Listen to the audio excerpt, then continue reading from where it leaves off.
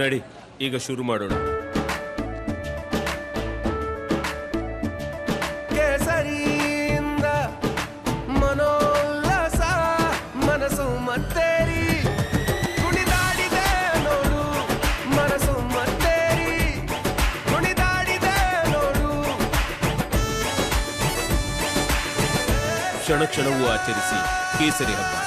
ವಿಮಲ್, ಬಾಯಲ್ಲಿ ಹೇಳಿ ಕೇಸರಿ. ಇಲ್ಲ, ನಿನ್ನೆ ತಾನೇ ಎಲ್ಲ ವಿಷಯಗಳನ್ನು ಕೂಡ ನಾನು ಮಾಧ್ಯಮಗೋಷ್ಠಿಯಲ್ಲಿ ಪ್ರಸ್ತಾಪ ಮಾಡಿದ್ದೇನೆ. ಮತ್ತು ಇವತ್ತಿಗೇನು ಹೊಸ ವಿಚಾರಗಳು ಯಾವುದು ಕೂಡ ಇಲ್ಲ. ಅವ್ರು ಹೇಳಿದ್ದಕ್ಕೆಲ್ಲ ನಾವು ಉತ್ತರ ಕೊಡಬೇಕು ಅಂತೇನಿಲ್ಲ. ಎಲ್ಲ SITನವರು ಅವ್ರ ತನಿಖೆ ನಡೆಸ್ತಾ ಇದ್ದಾರೆ.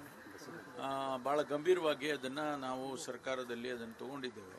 ಹಾಗಾಗಿ ಅದು ಪ್ರತಿನಿತ್ಯನೂ ಕೂಡ ಏನು ನಡೆಯುತ್ತೆ ಅಂತ ಹೇಳಿ ನಾವು ಅಪ್ಡೇಟ್ ಮಾಡಿ, ನಮಗೆ ಗೊತ್ತಿರೋದಿಲ್ಲ, ನಾವು ವರದಿ ಬರೋವರೆಗೂ ನಮಗೂ ಗೊತ್ತಿರೋದಿಲ್ಲ. ಅನೇಕ ವಿಚಾರಗಳು ಅವರು ಪ್ರೊಸೆಸ್ನಲ್ಲಿ ಇರ್ತಾರೆ, ಅದನ್ನೆಲ್ಲವನ್ನು ನಾವು ಬ್ರೀಫ್ ಮಾಡೋಕ್ಕಾಗಲ್ಲ. ಅವರು ಟೀಕೆ ಟಿಪ್ಪಣಿಗಳು ಮಾಡ್ತಾ ಇರ್ತಾರೆ, ಅದಕ್ಕೆಲ್ಲ ಉತ್ತರ ಕೊಟ್ಕೊಂಡು ಕೂತ್ಕೊಳ್ಳೋಕ್ಕಾಗೋದಿಲ್ಲ.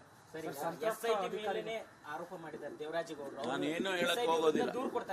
ನಾನು ಕೊಡ್ಲಿ, ಅವ್ರು ಏನು ಬೇಕಾದ್ರೂ ಕೊಡ್ಲಿ, ನಾನೇನು ಹೇಳಕ್ ಹೋಗೋದಿಲ್ಲ. ಎಲ್ಲರಿಗೂ ನಾವು ಈ ರೀತಿ ಉತ್ತರಗಳು ಕೊಟ್ಕೊಂಡು ಕೂತ್ಕೊಳ್ಳೋಕ್ಕಾಗೋದಿಲ್ಲ. SIT ಮಾಡ್ತಾರೆ. ಸಂತ್ರಸ್ತ ಅಧಿಕಾರಿಗಳು ಒಂದಿಷ್ಟು ನಮ್ಮ ದೌರ್ಜನ್ಯ ನಿಜ ಅನ್ನುವಂಥ ಒಂದು ಸ್ಟೇಟ್ಮೆಂಟ್ ಕೂಡ ಅದನ್ನ ನೋಡೋಣ, ಅದನ್ನ SITನವರಿಗೆ ತಿಳಿಸ್ತೇವೆ. ಅದೇನಾದರೂ ಅಂಥದ್ದೇನಾದರೂ ಇದ್ರೆ ಅದಕ್ಕೂ ಕ್ರಮ ತಗೊಳ್ತಾರೆ.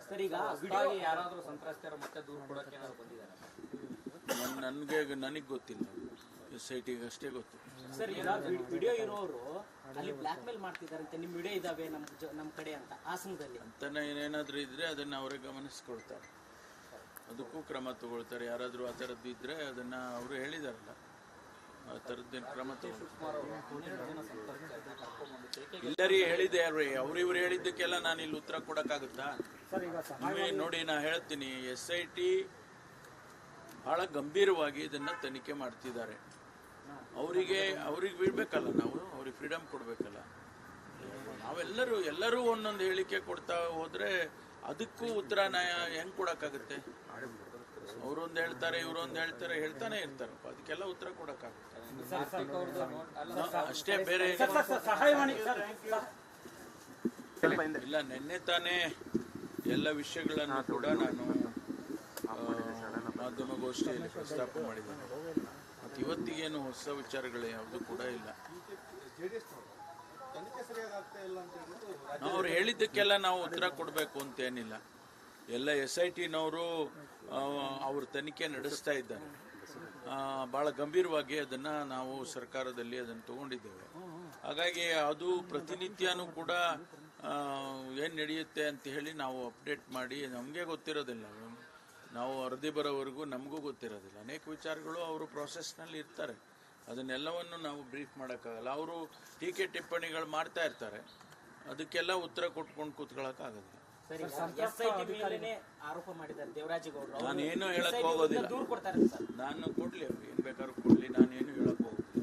ಎಲ್ಲರಿಗೂ ನಾವು ಈ ರೀತಿ ಉತ್ತರಗಳು ಕೊಟ್ಕೊಂಡು ಕೂತ್ಕೊಳ್ಳೋಕ್ಕಾಗೋದಿಲ್ಲ. SIT ಮಾಡ್ತಾರೆ. ಸಂತ್ರಸ್ತ ಅಧಿಕಾರಿಗಳು ಒಂದಿಷ್ಟು ನಮ್ಮ ದೌರ್ಜನ್ಯ ನಿಜ ಅನ್ನುವಂಥ ಒಂದು ಸ್ಟೇಟ್ಮೆಂಟ್ ಕೂಡ ಅದನ್ನ ನೋಡೋಣ, ಅದನ್ನ SITನವರಿಗೆ ತಿಳಿಸ್ತೇವೆ. ಅದೇನಾದರೂ ಅಂಥದ್ದೇನಾದರೂ ಇದ್ರೆ ಅದಕ್ಕೂ ಕ್ರಮ ತಗೊಳ್ತಾರೆ.